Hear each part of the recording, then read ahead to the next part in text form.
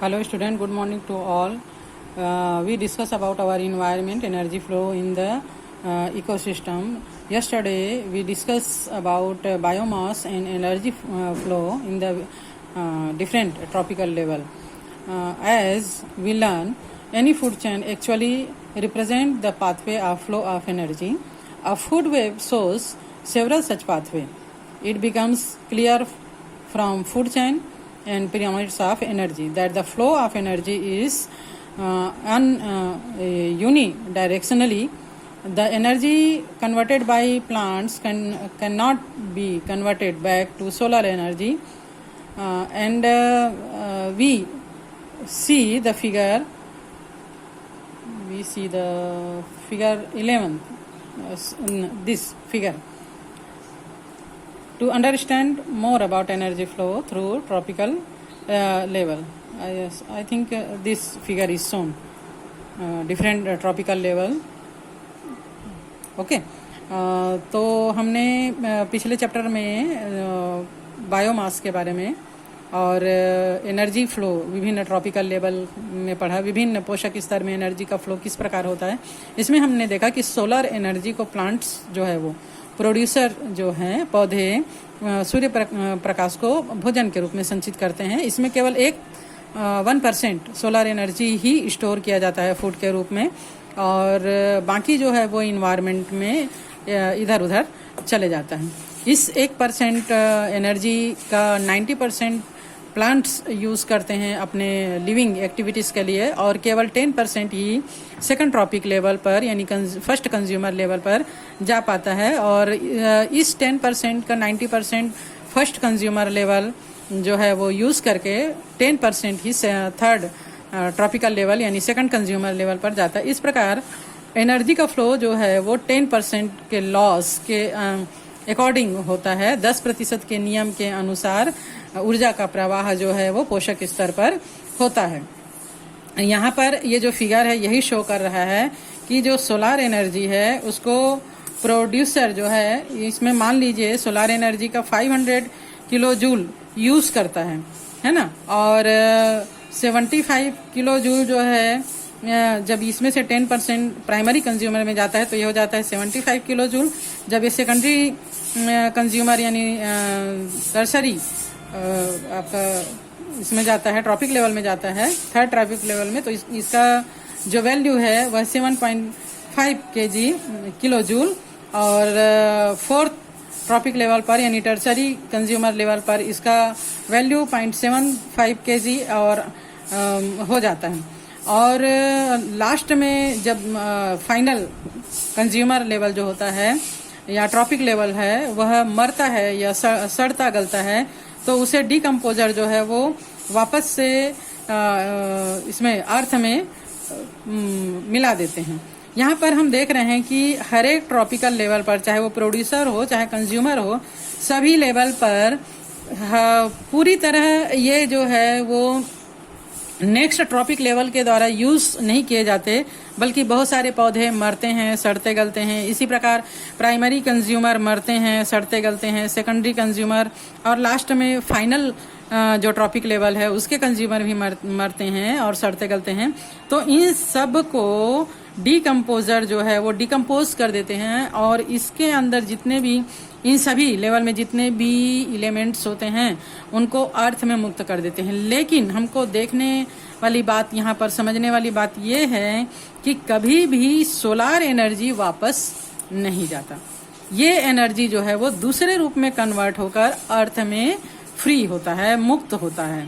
ठीक है, तो do you think energy is lost या destroyed at each of the tropic level? Remember you had studied in chapter 3 about conversion of energy from one form to another. आप लोगों ने physics में पढ़ा होगा कि एनर्जी कभी भी लॉस नहीं होता एनर्जी का। ये जब फर्स्ट लेवल से सेकंड लेवल में जाता है तो इसका 100% कन्वर्सन भी नहीं होता है। इसका कुछ भाग जो है वो एंट्रोपी के रूप में एटमॉस्फेयर में फ्री हो जाता है।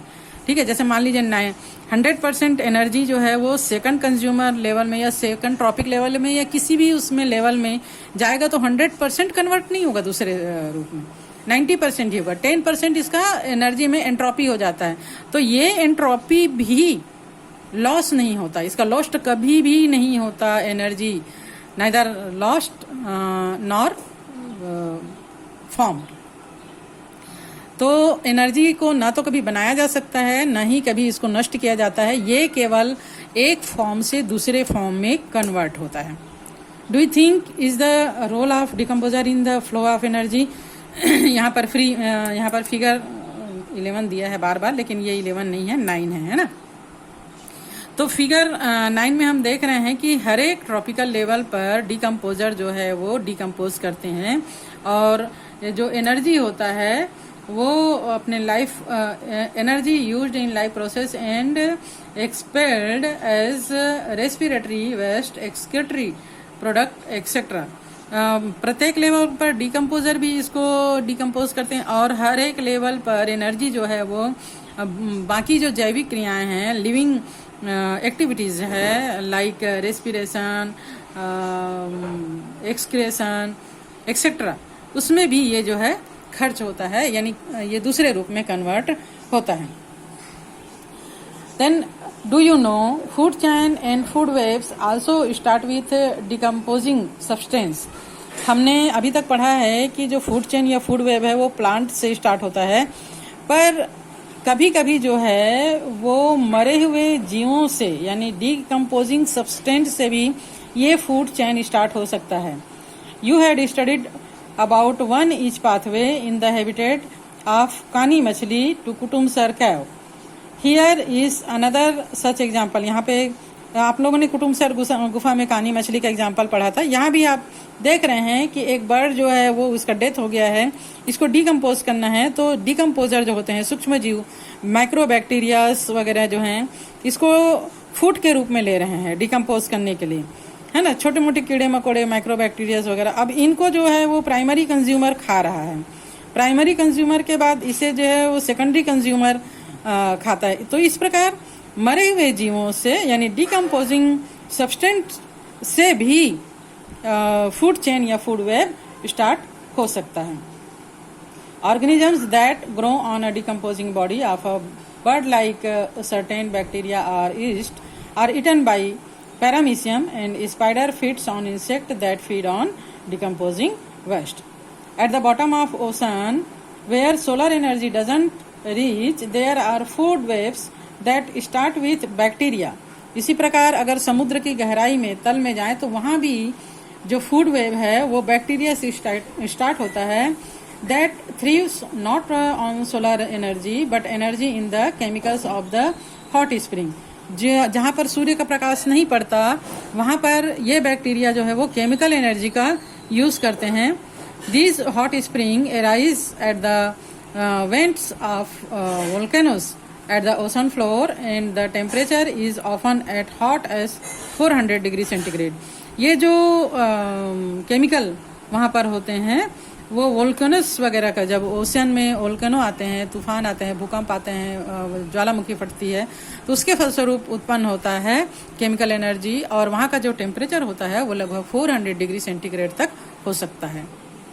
So we observe that at each trophic level energy is expended और एक्सटेंडेड थ्रू वेस्ट और in running life process respectively, है ना। एनर्जी जो है वो अलग अलग उसके वेस्ट के थ्रू भी एनर्जी लेवल जो है वो आगे बढ़ सकता है। Waste product contains energy that are no longer of use to the organism that produce them. They can be useful to others and the substance in nature are constantly being recycle. तो इस प्रकार जो सभी कार्बनिक यहाँ पर अपशिष्ट पदार्थ के रूप में भी जीवों के शरीर से एनर्जी या जो पदार्थ निकल जाते हैं उनमें भी ऊर्जा होती है, और उस जीव के काम में वो लेकिन नहीं आती है। और इन पदार्थों का पर्यावरण में अन्य जीव के भोजन या अन्य किसी रूप में चक्रीकरण होते रहता है। तो पर्यावरण के अजैविक घटक एवं जीवों के अपशिष्ट पदार्थ और अवशेष में पाए जाने वाले पोषक तत्वों के चक्रीकरण का पोषक चक्र के रूप में भी अध्ययन किया जाता है।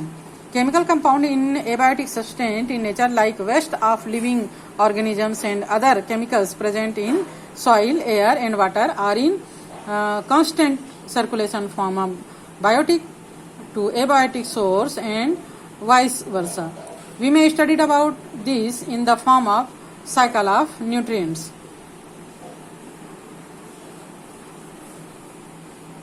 So, the nutrient cycle flow of substance. You know that there are over 100 elements on earth. तुम जानते हो कि अर्थ में 100 या 100 से भी ज़्यादा एलिमेंट्स पाए जाते हैं. केमिस्ट्री में आप इन एलिमेंट्स के बारे में पढ़ते हो. These elements are either in soil, liquid or gaseous states in nature. Bodies of living organisms are formed by some of these elements. Several organisms compounds like carbohydrates, proteins, fats, nucleic acids, etc. are synthesized in living bodies, which are all carbon compounds. Often we studied about these as carbon, nitrogen or other cycles. जो elements हैं इनमें से कुछ जो है solid के रूप में, कुछ लिक्विड के रूप में, कुछ गैस के रूप में नेचर में पाए जाते हैं और इनमें से बहुत सारे एलिमेंट्स लिविंग बींग्स के शरीर में भी पाए जाते हैं जो कि फ्रीली ना होकर कार्बोहाइड्रेट, प्रोटीन, फैट्स और न्यूक्लिक एसिड के बारे में रहते हैं. तो हम इनमें से कुछ के साइकिल के बारे में पढ़ेंगे. साइकिल मीन्स रिसाइकल, एक चक्र से दूसरे चक्र में ये कैसे जाता है. तो हम यहाँ पर सबसे पहले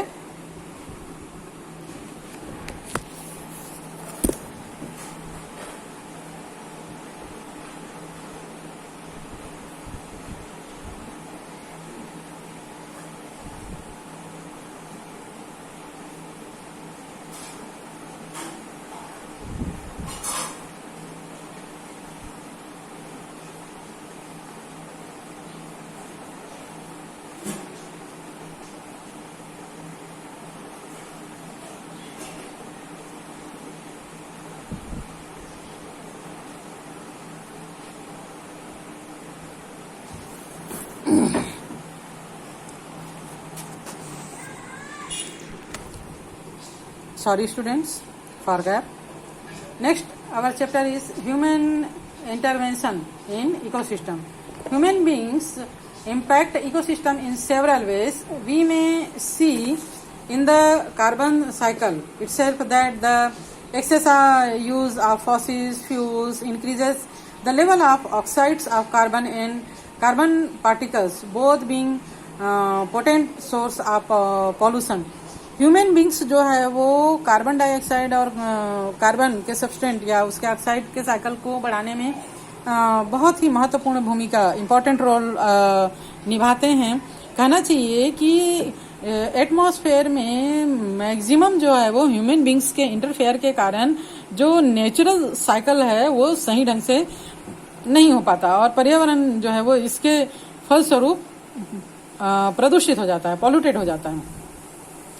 Think and discuss and write which abiotic components of atmosphere do you think have been adversely affected by human intervention.